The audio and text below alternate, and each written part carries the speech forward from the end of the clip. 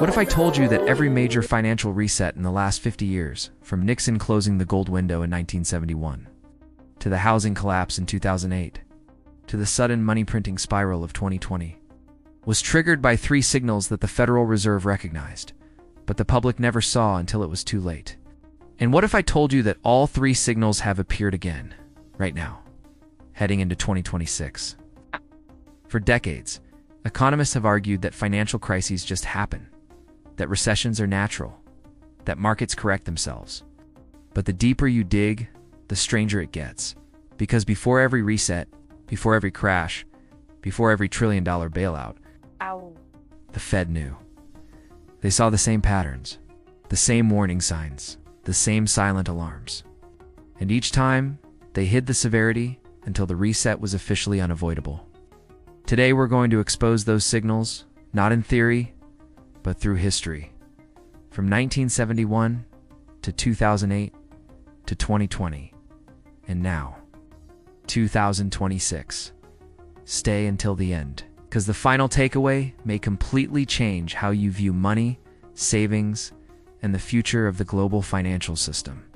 Setting the stage to understand the three signals, we need to understand the Fed's role and the system it operates. The Federal Reserve was created in 1913 to prevent financial panics. Yet the century that followed became a sequence of even larger panics. Why? Because the Fed eventually took on three powers. 1. The power to decide what money is. 2. The power to decide how much of it exists. 3. The power to hide instability until they can't. Every crisis you're about to hear follows a simple cause and effect cycle. The Fed creates a distortion, gives the distortion growth, gives the system breaks, gives the Fed blames something else, gives the reset happens. But the truth, the three signals were always visible. If you know where to look. Origins. The first reset, 1971. By the late 1960s, America was spending more than it earned on Vietnam, social programs, and global commitments. Under the Bretton Woods system, the US dollar was supposed to be backed by gold. Foreign governments could exchange dollars for gold at $35 per ounce. But behind the scenes, signal number 1 appears a silent liquidity drain. Foreign nations, especially France, began demanding gold faster than the US could supply it. Gold reserves dropped. Dollar credibility collapsed. Confidence broke before the public ever learned the truth. The Fed and Treasury knew the drain was fatal. Signal number 2 appears. Excessive money creation to hide the gold problem. The US printed more dollars than it had gold to redeem. This is the first time the world experienced what later became a repeating pattern. Money supply rising faster than underlying assets. Signal number 3 appears, a sudden policy pivot. Nixon's televised announcement on August 15, 1971 shocked the world. I have directed Secretary Connally to suspend temporarily the convertibility of the dollar into gold. It was the most important monetary reset of the century. The word temporarily still hasn't ended. The United States officially shifted to a debt-based, credit-driven, inflation-dependent system. The first reset was complete, and all three signals were present. The rise. The 2008 collapse fast-forward 37 years. The system created in 1971 allowed limitless credit. And by the early 2000s, credit flowed into one place: housing. But once again, the three signals appeared. Signal number 1, liquidity drying up this time. In banks issued loans to people who could never repay them. Wall Street bundled those loans into complex securities. When borrowers defaulted, liquidity vanished almost instantly. The Fed saw this months before the public did through internal stress tests and overnight lending markets. But they said nothing. Signal number 2, money creation to hide the problem in 2007-2008. Behind closed doors, the Fed secretly injected billions into failing banks using emergency facilities the public didn't know existed. Later, in 2011, Congress forced the Fed to reveal the number: $16 trillion in hidden support. The public only experienced the crash itself, but the signal. The Fed saw it long before Lehman collapsed. Signal number 3, the policy pivot. Quantitative easing. For the first time in history, the the Fed began printing money digitally to buy assets. They called it QE, but what it really was a reset of the entire credit system. The era of ultra-low rates, cheap money, and inflated markets began. The system was patched, but not fixed. Breaking point. The 2020 shock by 2019, something strange was happening again. The repo market, a short-term lending market for banks, started cracking. This was the quiet signal, the ghost heartbeat before cardiac arrest. Signal number 1, liquidity seizing up again in the repo market. On September 17, 2019, overnight lending rates spiked from 2% to 10%. This should not be possible in a stable system. The Fed intervened immediately but silently. They injected tens of billions nightly. This was months before the pandemic. The public never knew. Signal number 2, money creation explodes. Then came 2020. QE wasn't billions anymore. It was trillions. In a single year, the Fed printed 30% of all dollars ever created in American history. Markets inflated, debt exploded, commodities surged. Signal number 3, the policy pivot. Zero rates plus unlimited QE. The Fed pushed rates to zero and guaranteed support for as long as needed. It was the third reset, and the most extreme yet. But the patterns were the same. Fallout and failed fixes after every reset.